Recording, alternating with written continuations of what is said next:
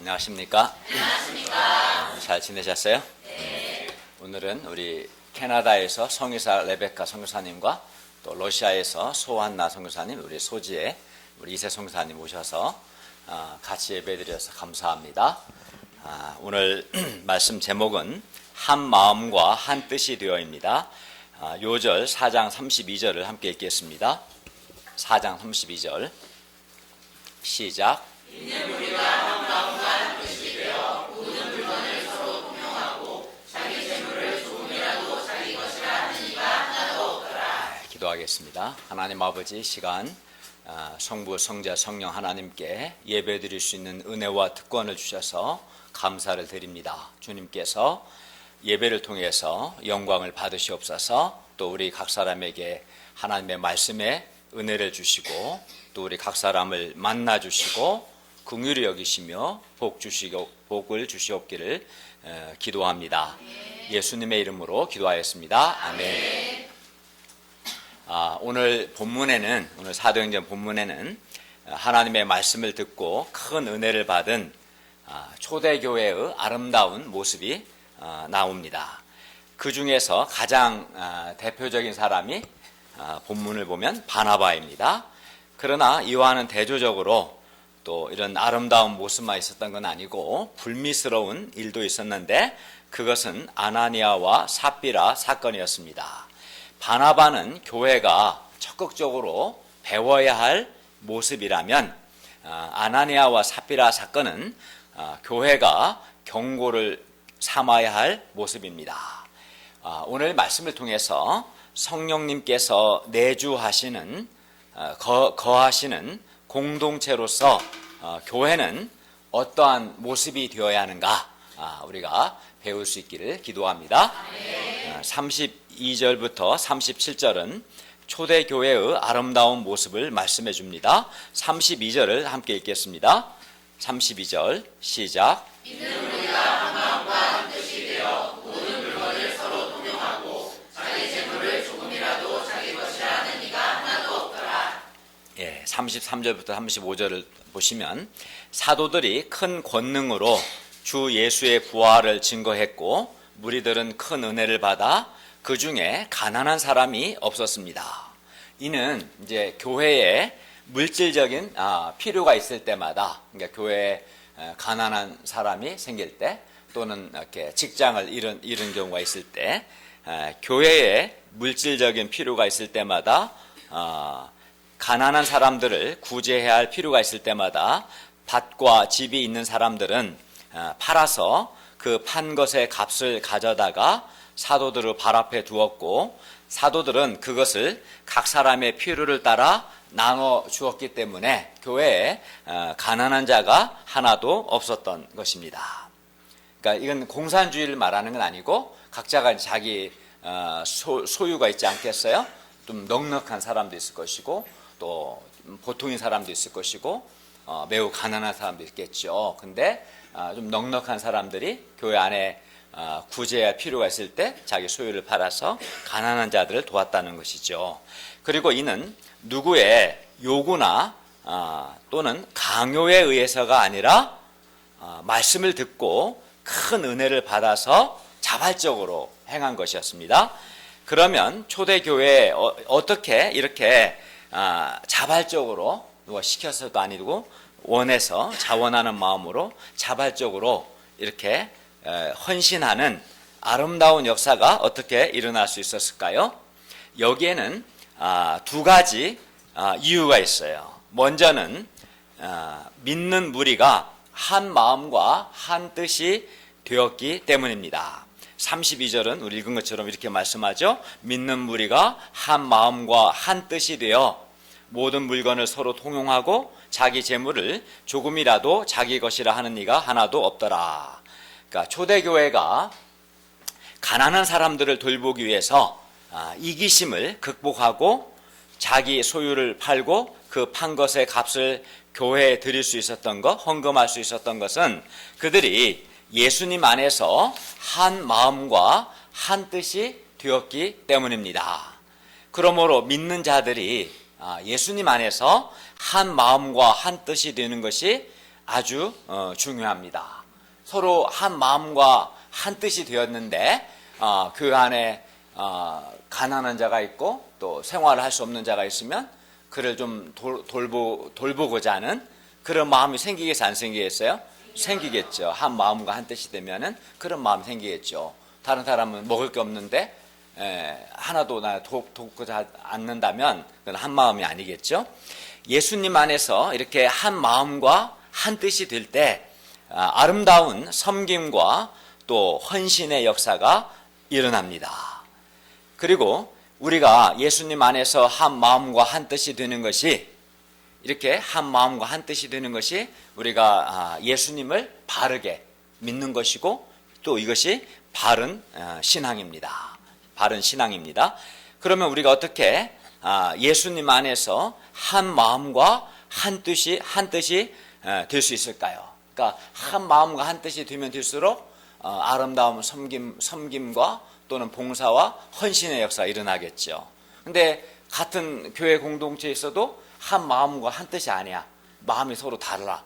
그러면은 그런 공동체는 되게 자기중심적이고 이기적일 수밖에 없겠죠. 그러니까 한 마음과 한 뜻이 돼야 서로를 돌보고 서로를 사랑하고 또 서로를 섬기고 헌신하는 아름다운 역사가 가능해요. 그러면 어떻게 우리가 한 마음과 한 뜻이 될 수 있을까요? 이는 각 사람이 한 성령, 즉 동일한 성령 하나님의 다스림을 받고 성령님께 순종할 때 한 마음과 한 뜻이 될 수 있습니다. 그러니까 다 똑같이 성령 하나님을 경외하고 성령 하나님의 다스림을 받고 각 사람이 성령님께 순종하면 성령님 안에서 한 마음과 자연스럽게 한 뜻이 되겠지요. 네.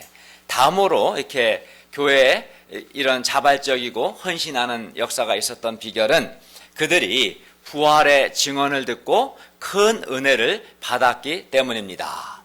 그들 중에 밭과 집이 있는 자가 그 판 것으로 가난한 자들을 구제하기 전에 33절을 보면 사도들이 큰 권능으로 주 예수의 부활을 증언하니 무리가 큰 은혜를 받았다라고 말씀하고 있습니다.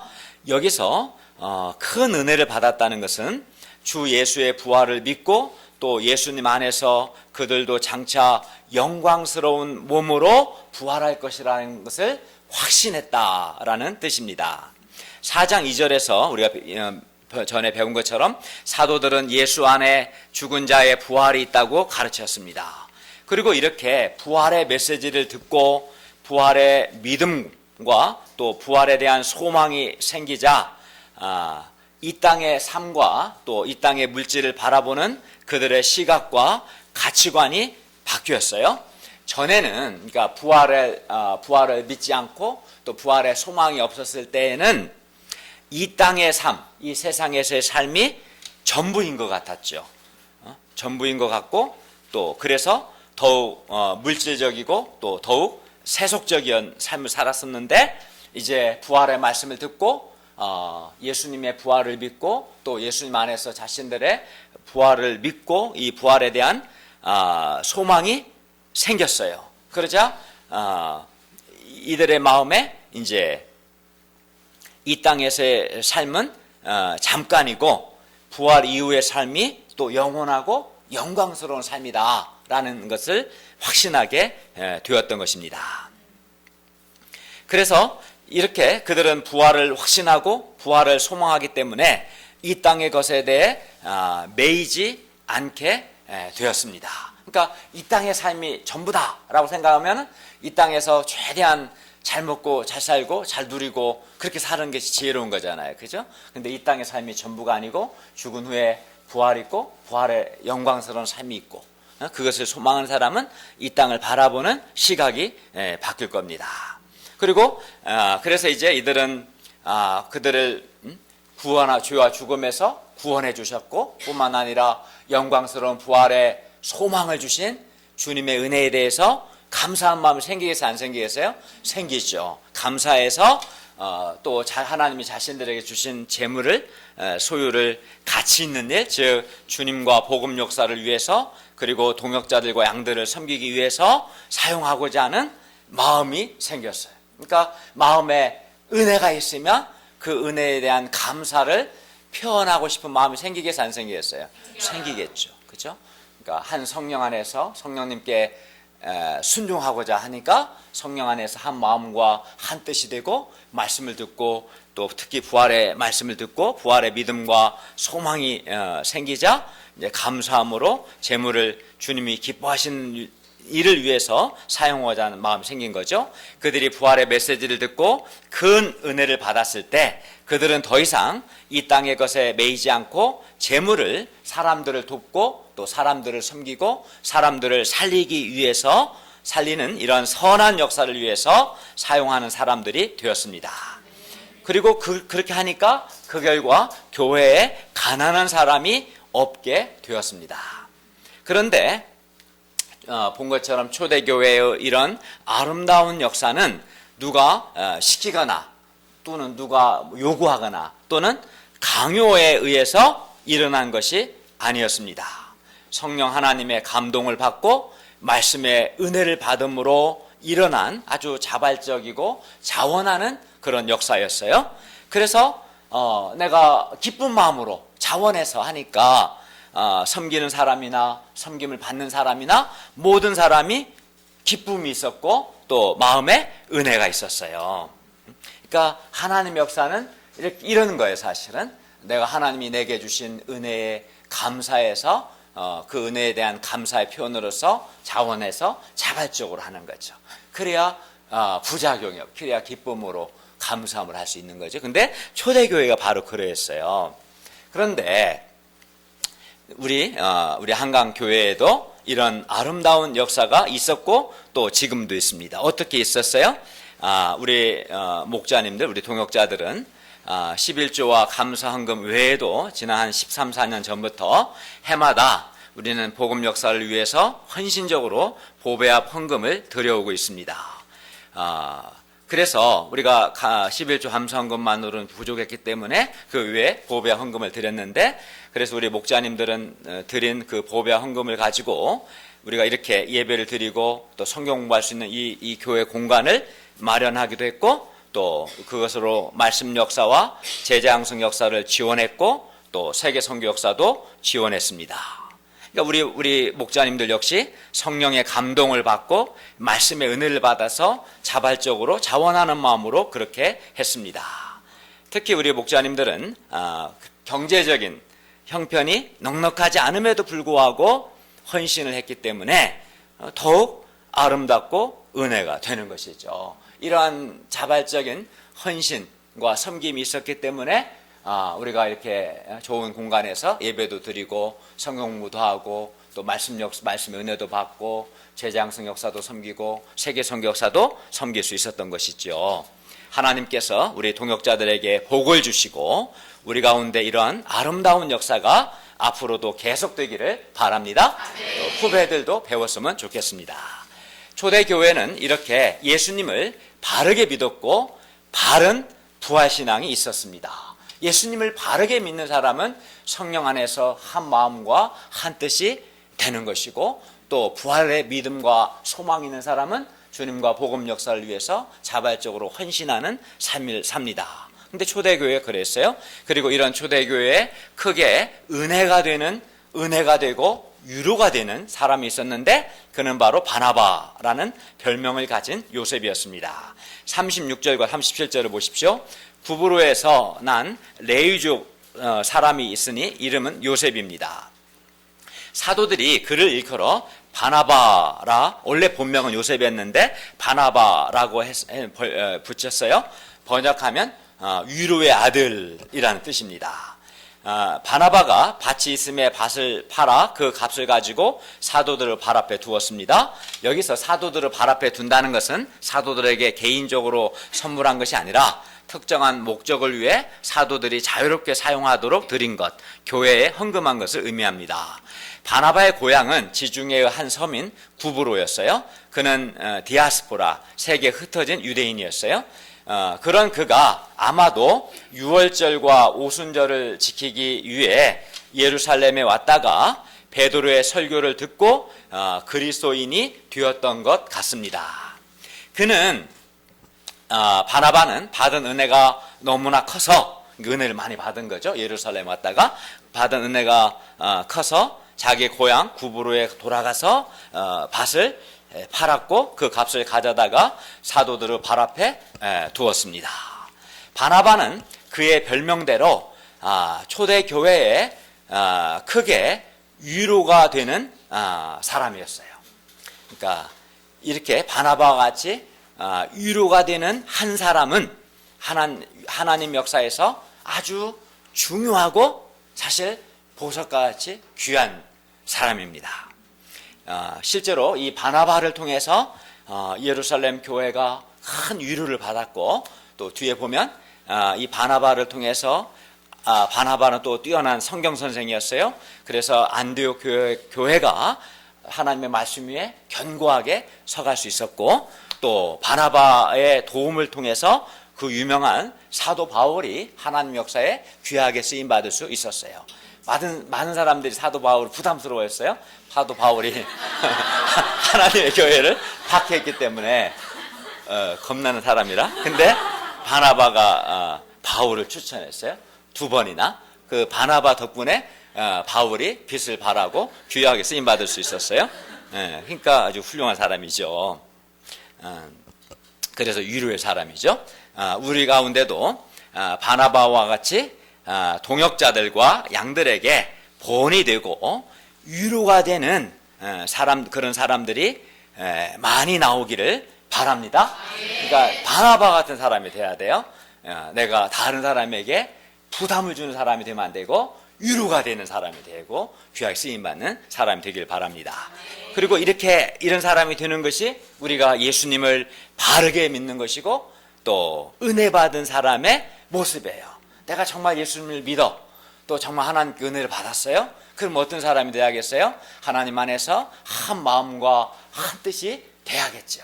자기를 꺾고 자기를 부인하고 성령 하나님께 순종함을 통해서 한 마음과 한 뜻이 되는 사람, 또 누구 시켜서가 아니라 자원하는 마음으로 하나님 역사를 섬기는, 또 물질이 있으면 물질이 없을 수 있죠. 그러면 자기에게 주신 재능을 팔아서 그 재능으로 동역자들과 양들을 섬길 수도 있는 것이고 또 위로가 될 수 있는 거죠. 그런데 초대교회에 이건 참 은혜로운 역사였는데 이런 은혜로운 일들만 있었던 것은 아닙니다. 불미스러운 일도 있었어요. 이는 바로 아나니아와 삽비라 사건입니다. 하나님의 교회 안에는 이렇게 바나바와 같이 성령의 역사만 있는 것이 아니에요. 성령의 역사를 시기하고 방해하는 사탄의 역사도 있어요. 5장 1, 2절을 볼까요? 아나니아라 하는 사람이 그의 아내 삽비라와 더불어 소유를 팔아 그 값에서 얼마를 감추었는데 그 아내도 알았습니다. 혼자 감춘 것이 아니라 아내와 같이 감추었어요. 여기서 감추다라는 단어는 횡령하다 또는 훔치다라는 뜻입니다. 부부가 좋은 쪽으로 동역을 해야 하는데 안타깝게도 이 부부는 안 좋은 쪽으로 동역을 했어요. 삽비라라도 정신 차리고 제대로 됐으면 못하겠을 텐데 큰일 날 짓을 한다고 아나니아가 막았어야 하는데 같이 그랬어요.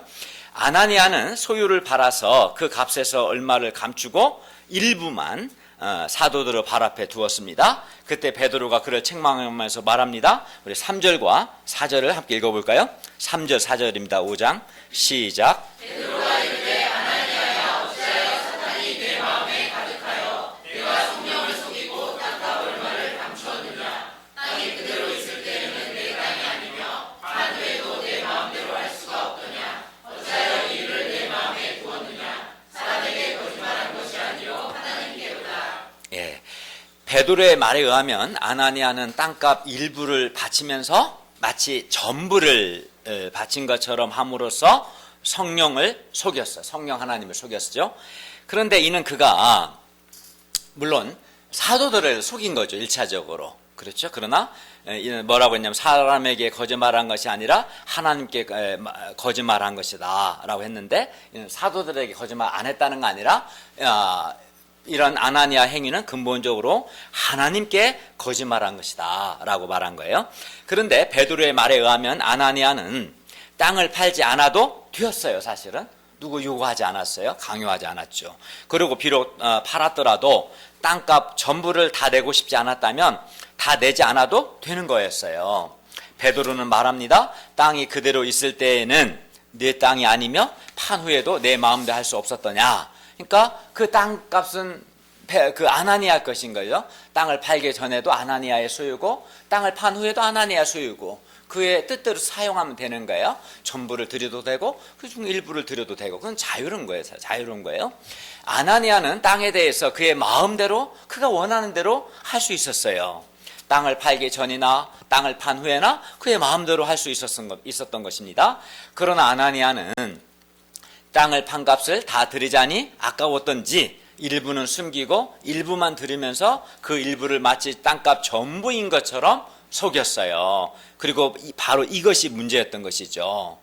왜냐하면 이것은 그가 근본적으로는 성령 하나님을 속인 것이고 하나님께 거짓말한 것이었기 때문입니다. 이게 이제 문제가 되는 거예요. 팔지 않아도 되고 팔아서도 자기가 원하는 만큼만 해도 되는데 지금 문제가 되는 것은 다 팔았냐 안 팔았냐 일부만 바쳤냐 전부 바쳤냐 이게 아니에요. 그 자기 자유예요. 문제는 그가 성령을 속이고 하나님께 거짓말한 것 이게 지금 문제가 되는 거죠. 베드로는 그가 성령을 속이고 하나님께 거짓말한 것을 드러냈습니다. 그러자 그 순간 아나니아는 하나님의 심판을 받아 죽습니다. 5, 6절을 보십시오. 아나니아가 이 말을 듣자마자 엎드러져 혼이 떠났습니다. 곧 죽은 것이죠. 성령님께서 그를 그 자리에서 바로 심판하신 것입니다. 이 일을 듣는 사람이 다 크게 두려워했습니다. 두려워하지 않겠어요? 그냥 겉으로 볼 때는 야 거짓말 한번 잘못했다가 그 자리에서 직사한 거잖아요. 얼마나 두렵겠어요? 다 두려웠어요. 젊은 사람들이 일어나 시신을 싸서 메고 나가 장사했습니다. 7, 8절을 보십시오. 3시간쯤 지나 그의 아내가 그 일어난 일을 알지 못하고 들어왔어요. 또 베드로가 묻습니다. 그 땅 판값이 이것뿐이냐? 내게 말하라. 그러자 아내 삽비라도 말합니다. 예, 이것뿐인데요. 베드로가 또 말합니다. 9절을 보십시오. 너희가 어째 함께 꾀하여 주의 영을 시험하려 하느냐. 주의 영은 성령님이시죠. 보라 너의 남편을 장사하고 오는 사람들의 발이 문 앞에 이르렀으니 곧 너를 메어 내가리라. 여기서 주의 영을 시험한 것은 이런 거예요. 성령 하나님을 속이고도 성령 하나님께 거짓말하고도 성령님께 들통나지 않을 것이다 라고 생각하고 자신의 잘못을 교묘히 숨겨보려는 그 어리석은 시도를 의미합니다. 이들은 아마 아무도 모를 거라고 생각했던 것 같아요. 자기 아나니와 삽비라 두 사람 외에는 아무도 모른다. 충분히 성령을 속일 수 있다고 생각했던 것 같아요. 10절과 11절을 보십시오.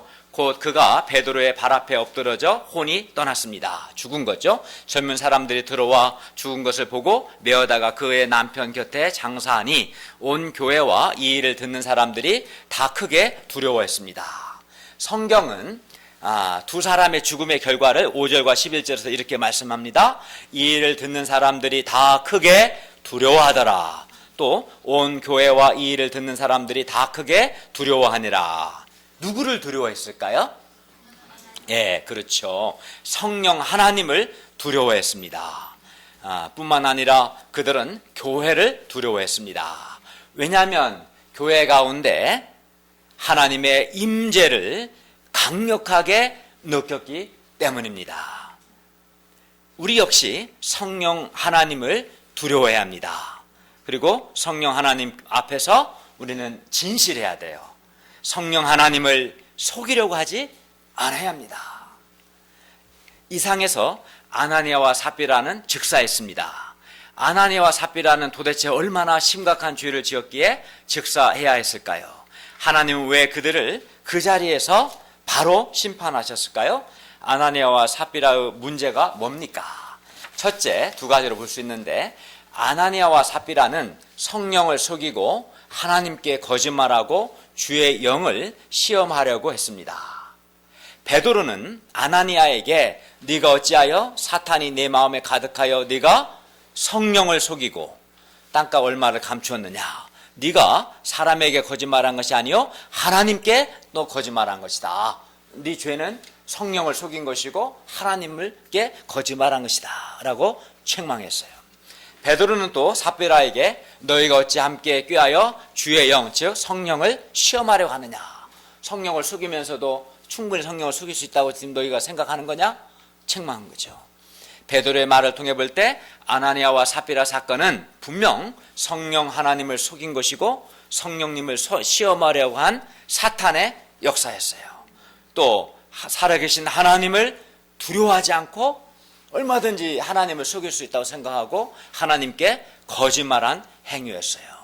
그리고 그가 성령을 속이고 하나님께 거짓말한 것으로 인해서 그는 그 자리에서 하나님의 심판을 받아 죽었습니다. 그러면 이것이 왜 표면적으로 볼 때는 사도들을 속인 것이고 사도들에게 거짓말한 것인데 왜 이것이 성령님을 속이고 하나님께 거짓말한 것이 될까요? 왜냐하면 이게 이제 중요한데, 교회는, 우리도 교회죠. 교회는 세상 모임과는 달리 이 교회의 아주 고유한 독특한 특징이 뭐냐면, 교회는 성령님께서 내주하시는 성령의 공동체이기 때문입니다. 좀 더 풀어서 설명드리면, 우리가 예수님을 믿는 자는 회개하고 예수님을 믿을 때 성령을 선물로 받습니다. 성령 하나님을 선물로 받아요. 그래야 무슨 말이냐면, 성령님께서 예수님을 그리스도로 믿는 자 안에 내주, 그 사람 안에 머물기 시작합니다. 그러니까 성령님이 그 사람 안에 이사 오신 거예요. 그래서 그 사람 안에 내주하십니다. 그래서 사도 바울은 로마서 8장 9절에서 누구든지 그리스도의 영, 즉 성령이 없으면 그 그리스도의 사람이 아니다라고 말했습니다. 그리스도의 사람, 그리스도를 믿는 사람은 반드시 성령을 선물로 받고 그 사람 안에 성령 하나님의 내주가 있어요. 머뭅니다. 신자는 성령이 내주하시는 사람이고, 그렇죠. 그리고 예수 믿는 사람은 그게 불신자와 다른 점이에요. 그 사람 안에 성령의 내주가 있고 또 자기 안에 내주하시는 성령의 인도함을 받고 성령 하나님께 순종하는 사람, 이게 바로 신자예요. 근데 교회를 아무리 다녀도 자기 안에 성령의 내주가 없어. 그래서 성령 인도함도 몰라. 성령께 순종한 경험이 한 번도 없어. 그건 신자가 아닌 거예요, 사실은. 아닌 거예요. 그게 이제 불신자와 신자의 가장 다른 점이 그거예요. 신자는 예수 믿을 때 성령을 선물로 받고 성령의 내주가 있고 성령 하나님의 인도를 받고 성령님께 순종하는 사람이 신자고 바른 신앙이죠. 그리고 이러한 신자들의 이러한 성령의 내주를 가진 사람들, 그 신자들이죠. 이런 신자들의 모임이 바로 교회죠. 그래서 교회를 가리켜 성령의 공동체다라고 말하는 거예요. 초대교회 가운데 성령님께서 믿는 자들이 한 마음과 한 뜻이 되게 하신 것도 각 사람 안에 계신 성령님이 그렇게 하신 거예요. 각 사람 안에 내주하시는 성령님께서 그들이 한 마음과 한 뜻이 되게 하셨고 또 부활의 메시지를 듣고 큰 은혜를 받게 하셨어요. 그러니까 말씀을 깨닫게 하시는 분도 성령님이시고 또 각 사람의 마음에 가난한 자들을 구제하고자 하는 돕고자 하는 소원을 주신 분도 그들 안에 내주하시는 성령님이셨어요. 아마 아나니아와 삽비라도 그러했을 겁니다. 그런데 문제는 아나니아와 삽비라가 사탄의 시험을 받은 겁니다. 그래서 베드로는 아나니아에게 사탄이 네 마음에 가득하다라고 책망했어요. 사탄은 아나니아와 삽비라의 마음 가운데 땅을 판 값에 얼마를 감추라고 속삭였어요. 그런데 이때 성령께서는 이때 아나니아와 삽비라의 마음에 거리끼는 마음을 주셨을 거예요. 그러니까 정말 예수 믿은 사람, 그래서 성령을 선물로 받고 성령의 내주가 있는 사람은 하나님이 기뻐하시지 않는 일을 할 때 성령님께서 그 마음에 거리끼는 마음을 주셔요. 누구를 막 미워하거나 누구를 뒤에서 욕하거나 또는 정욕에 막 유혹에 시달리거나 그러면 교만하거나 하나님이 기뻐하시지 않는 일을 하게 되면 우리 안에 계시는 성령님께서 거리끼는 마음을 주셔요. 마음이 거리껴져요. 그게. 그때 이제 참된 신자는 그때 회개해야 돼요. 회개하고 성령님께 순종해야 돼요. 근데도 그걸 계속 무시하고 지 맘대로 살면은 성령의 불꽃이 소멸돼요. 더 이상 성령님이 그를 돕지 않습니다. 그를 인도해 주지 않습니다. 그에게 은총을 베풀지 않습니다. 심각한 거죠. 그러나 아나니아와 삽비라는 이러한 그들 안에 그 거리끼는 마음을 주신 성령 하나님을 무시하고 성령님을 속였어요. 성령을 두려워하지 않았어요. 사탄은 아나니아와 삽비라를 통해서 성령의 공동체인 교회를 이렇게 파괴하려고 했어요. 그러니까 교회가 파괴된다는 것은 교회가 더 이상 성령 하나님을 두려워하지 않는 모임. 그럼 더 이상 교회가 아닌 거예요. 성령의 인도함을 받지 않아. 성령님께 순종하지 않으면 그건 교회가 아닌 거예요. 사람들의 그냥 모임이지.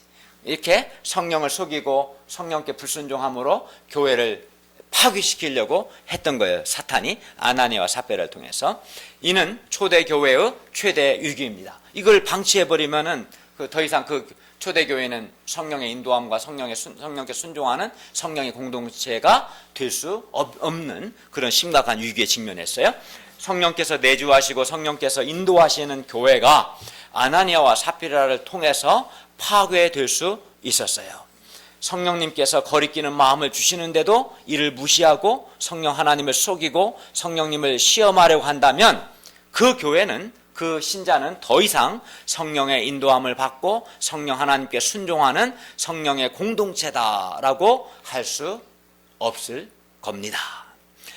아나니아와 삽비라는 성령의 공동체로서 교회의 정체성을 파괴하려고 한 거예요. 성령 하나님의 내주가 있고 성령 하나님의 인도함을 받고 성령님께 순종해야 하는 교회 공동체를, 정체성을 파괴하고 교회를 단순히 사람들의 인간적인 모임으로 만들려고 하는, 그래서 더 이상 그 교회 안에 성령의 역사가 일어나지 못하게 하려고 했던 것이 사탄의 계획이고, 이 일에 사탄이 아나니아와 삽비라를 사용한 거죠.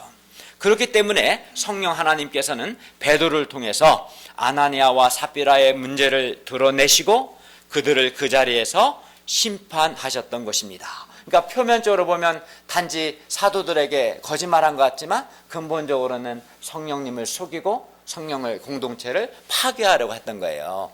이거는 굉장히 심각한 죄인 거예요, 사실은. 교회의 정체성을 파괴하는 거니까.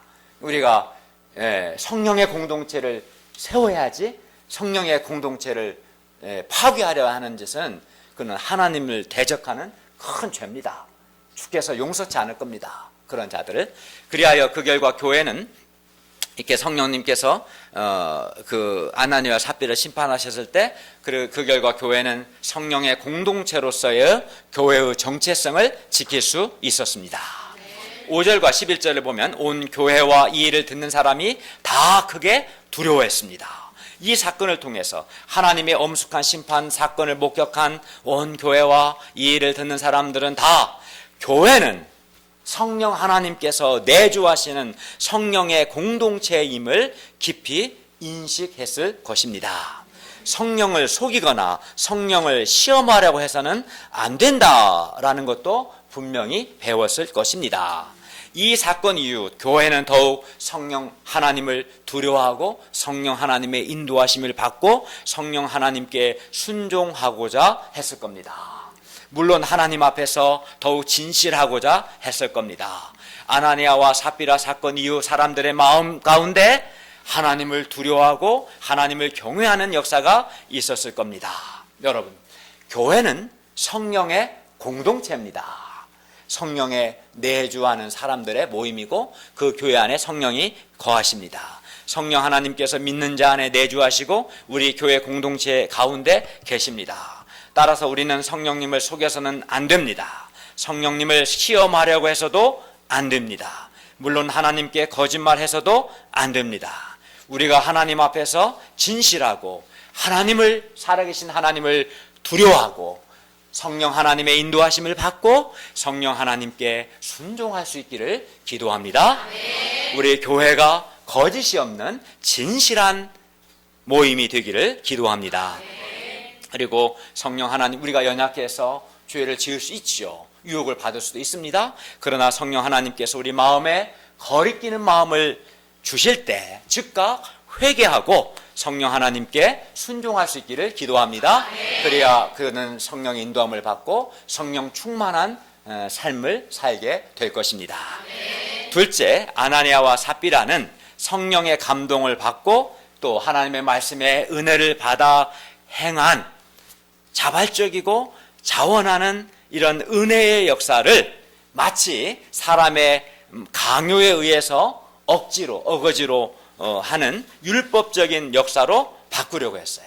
그러니까 교회의 성격을 또 교회의 정체성을 변질시켰을 뿐만 아니라 교회의 성격을 또 변질시키려 두 가지를 다 했던 거예요. 교회는 내가 성령의 감동을 받고 하나님의 말씀의 은혜를 받아서 은혜가 있어서 감사함으로 자원하고 자발적으로 하나님께 헌신하는 게 교회의 성격이에요. 그런데 마치 어거지로 하는 것처럼 교회의 성격을 변질시키려고 했어요. 초대교회에서 믿는 무리가 한 마음과 한 뜻이 되어 모든 물건을 서로 통용하고 자기 재물을 조금이라도 자기 것이라 하지 않는 역사는 그들이 성령의 감동을 받고 은혜를 받아 행한 자발적이고 자원하는 역사였어요. 그러니까 사실 성령께 순종하고 성령의 은혜를 받고 말씀의 은혜를 받으면 내게 있는 것으로 동역자들과 양들을 섬기고자 하는 마음이 생깁니까? 안 생깁니까? 생기죠. 자발적으로 생겨요. 그런 마음이 나는 생긴 적이 없어요. 그 사람은 도대체 은혜를 받은 경험이 없는 사람이에요. 은혜를 받으면 그런 마음이 생긴 거예요, 사실은. 네. 어느 누구도 아나니와 삽비라에게 뭐 밭을 팔라거나 집을 팔라고 요구하거나 강요하지 않았어요. 안 해도 돼요. 또 부활의 메시지를 듣고 큰 은혜를 받아 그 초대교회 역사는 행한 은혜 역사였어요. 마음에 하나님의 은혜가 있었기 때문에 기쁨과 감사로 행한 겁니다. 성령의 감동으로 된 역사였어요. 그리고 이런 자원함과 기쁨과 은혜로 그렇게 했기 때문에 모두에게 기쁨이 충만했고 모두가 풍성했습니다.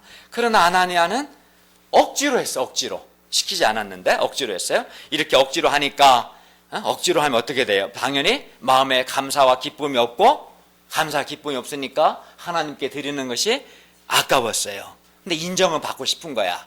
그래서 인정받으려고 드렸어. 기쁨과 감사, 은혜에 대한 감사로 드린 게 아니고 사람들 보니까 바나바가 인정을 많이 받는 것 같으니까 나도 인정을 받고 싶고 그러나 마음에 은혜는 없고 그러니까 다 바치고 싶진 않고 적당하게 이제 인정받을 만큼만 바친 거죠. 이렇게 억지로 하니까 당연히 감사와 기쁨이 없고 하나님께 드리는 것이 아까웠어요. 그래서 땅 판 값에서 얼마를 감췄고 그 일은 성령을 속인 것이고 하나님께 거짓말한 것이었어요. 한마디로 아나니아는 은혜의 역사와 자원함의 역사를 마치 강요된 역사로 바꿔버렸어요. 성령의 역사를 사람의 역사로 바꿔버렸어요. 그리고 베드로가 볼 때 아나니아와 삽비라의 그런 행위는 성령의 감동을 받아 자발적이고 자원하는 마음으로 하나님을 섬기는 이런 은혜의 역사의 성격을 변질시키는, 교회의 성격을 변질시키는 것이었기 때문에 용납할 수 없었어요. 그렇기 때문에 베드로는 아나니아와 삽비라의 행위를 용납하지 않고 책망했어요. 그래서 그들의 행위를 드러냈고 하나님께서는 그들의 행위를 심판하셨습니다. 우리 하나님은 살아계십니다. 지금 살아계신 하나님 우리 예배 가운데 계시고 우리 하나님은 결코 속지 않습니다. 그러므로 우리는 살아계신 하나님 앞에서 진실해야 하고 하나님을 경외해야 합니다. 하나님께서 하나님의 교회에서 아나니아와 삽비라라는 이런 불순물을 제거했을 때 예수님을 믿고 주님께 나아오는 자가 더 많아졌어요. 12절부터 16절을 볼까요? 사도들의 손으로 민간의 표적과 기사가 많이 일어나매 믿는 사람이 다 마음을 같이하여 솔로몬 행각에 모였습니다. 그 나머지는 감히 그들과 상종한 사람은 없으나 백성이 칭송했습니다. 14절을 보십시오. 믿고 주께로 나오는 자가 더 많으니 남녀의 큰 무리였어요. 아나니아와 삽비라 사건을 해결하고 교회가 하나님을 두려워하고 하나님 앞에서 진실하고 순결해졌을 때 사도들의 손을 통해서 표적이 많이 일어나고 많은 사람들이 믿고 주님께로 돌아오는 역사가 있었습니다. 하나님께서는 진실하고 순결한 교회, 하나님을 두려워하는 그런 교회 공동체에 하나님의 능력을 보여주셨고 그 능력을 보고 사람들이 주님께로 나아왔습니다. 결론입니다. 교회는 주의 영 곧 성령님께서 내주하시고 성령의 인도함을 받고 성령 하나님께 순종하는 성령의 공동체입니다. 그리고 교회가 이렇게 성령 하나님께 순종할 때 성령께서 믿고 주님께 돌아오는 구원의 역사를 이루십니다. 반면 아나니아와 삽비라와 같은 자들을 통한 이 사탄의 역사를 방치하면 교회는 더 이상 성령의 공동체가 되지 못하고 인간적인 모임으로 전락하고 변질되고 말 겁니다. 물론 성령 하나님의 생명 역사도 잘 일어나지 않을 겁니다. 그러므로 우리는 하나님 앞에서 진실하고 또 성령의 인도함을 받고 성령 하나님께 순종하는 성령의 공동체가 되도록 노력해야 합니다. 그리하면 성령 하나님께서 우리 가운데 많은 사람들이 믿고 주님께로 나오는 역사도 이루어 주실 겁니다. 우리가 성령 하나님께 진실하고 성령 하나님을 두려워하고 성령 하나님의 인도함을 받고 성령 하나님께 순종할 수 있기를 기도합니다. 다 같이 기도하겠습니다. 은혜로우신 주님, 오늘 말씀을 통해서 교회는 성령의 내주가 있고 성령 하나님의 인도함을 받고 성령께 순종하는 성령의 공동체임을 가르쳐 주셔서 감사합니다.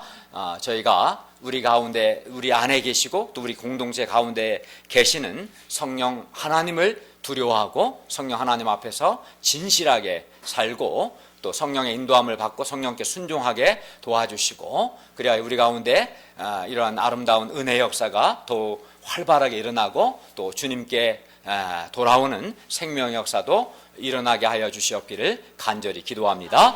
예수님의 이름으로 기도하였습니다. 아멘.